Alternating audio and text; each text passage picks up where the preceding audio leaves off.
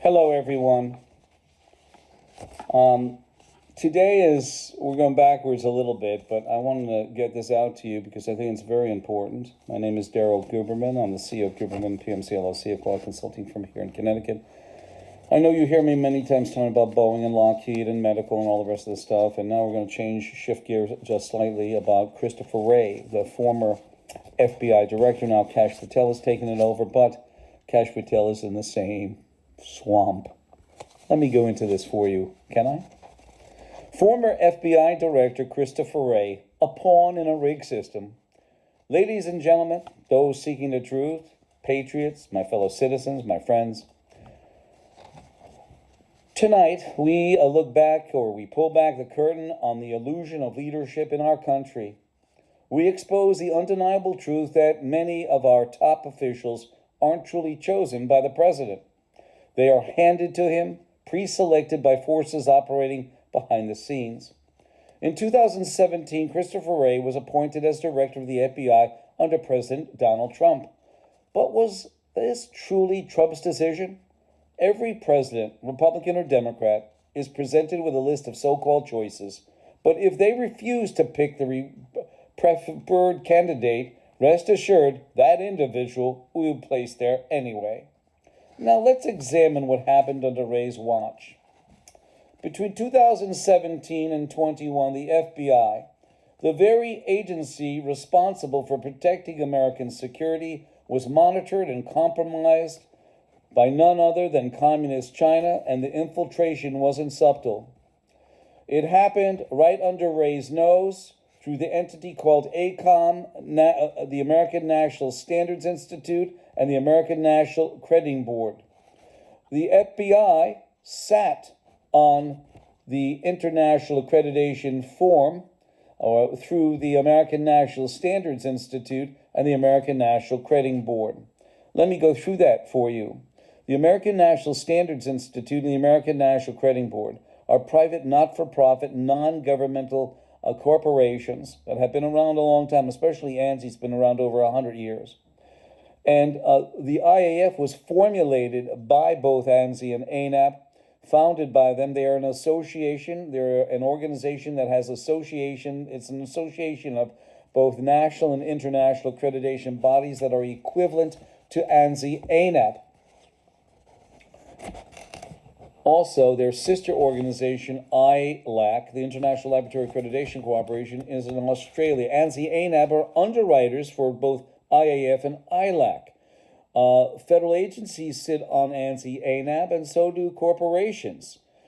They sat on IAF. IAF was handed over between 2015 and 21 to a communist Chinese national, Zhao Jinwu, who was also the chief executive of the China National Accreditation Services, which is an equivalent accreditation to ANSI, ANAP.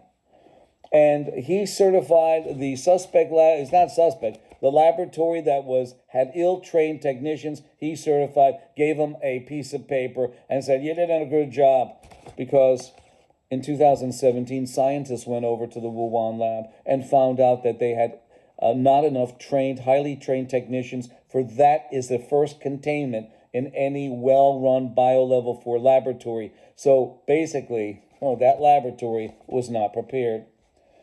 Here's where it gets even more outrageous. At the same time, and here it goes, Wray was supposed to be safeguarding American interests. The chairman of the IF, a man entrusted with overseeing cybersecurity standards, right, the Communist Chinese National, he was also the chief executive of the China National Accreditation Services in Beijing. Yes, you heard that right. The person influencing U.S. cybersecurity was also leading China's National Accreditation Services, and mind you this, he is mandated by his country of origin, Communist China, to take anyone's data through the China National Intelligence Law, Article number 7. Every time Christopher Wray got up between 2017 and 21, because FBI sat on ANSI, ANAP, ANSI, ANAP sat on the IAF run by the Communist Chinese National, and ANSI, ANAP founded it, which means that's like it wasn't cybersecurity issues. It was just handing the Chinese our data. Isn't that nice? Every time Christopher Wray got up and he said, we must maintain vigilance over China. China's a detriment to society. I'm saying to myself, what the fuck is this guy talking about? Doesn't he know? He's a federal agency. He's the guy who watches over, justice for all and all the rest of that shit. Justice for us? You mean to tell me he was that naive? That he didn't know, in fact, I think between 2017, 16, 17, right before he got on board, I think it was afterwards, 30,000 of his FBI participants or employees got their data taken, social security numbers, their phone numbers, addresses, and probably even their blood exams.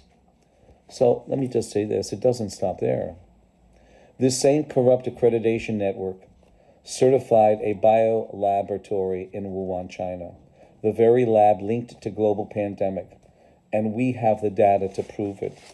I have the data from a Miss Pamela Sale, and I'm going to read you her exact deposition. Let's see if I can find it here. Here it is. This is her deposition. This is what she said to the confession of the release of the virus from Wuhan. Anzi Anab, Vice President of Laboratory Accreditation, confessed to the release. And I'm going to tell you why. Listen to this.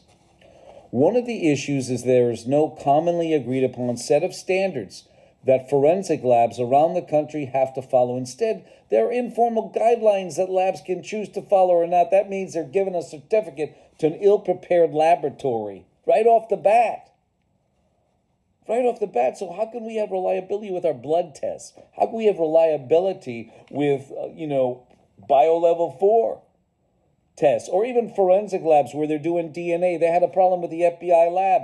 I think it was 2017-18, they had to shut it down because they were skewing the results of the DNA, and there were 30 people on death row that could have been dead because of those skewed results. She basically confessed to the release and the subsequent pandemic. So I ask you again, was Christopher Wray truly working for the American people, or was he simply a pawn in a rigged system? The real question isn't whether our leaders are compromised. The real question is, how much longer will we allow it? We see Donald Trump trying his best, Elon Musk, all the rest of the stuff. But when you have Pam Bondi, DOJ, when you have Kash Patel, FBI, when you have Peter Hegseth, the DOD, and then you have Howard Lupkin, I'm only given 4 of these main ones, part of the Department of Commerce, and they're sitting up to their head in shit of Anzi Anab. We're not going anywhere, ladies and gentlemen, no matter what they say. Business as usual, and we're going to get fucked. And I can say that term fucked because, as I say again, it's on my YouTube, TikTok. You can see a snapshot of Patrick Shanahan. He was the Deputy Secretary of Defense under Donald Trump the first time in 2017. And he was asked about the F-35 program, and he said that program is fucked up. By him being a federal employee, ladies and gentlemen, he set the standard for when he said that, he was talking about a program, a federal program called the F-35, okay? He was talking about that program, and now you can talk about every program that it's fucked up. If it's the truth, it's the truth. So he set the standard. That's not a bad word. It's now federally recognized. Don't let anybody kid you. It's on record. It's on the record. 203-556-1493. I thank you.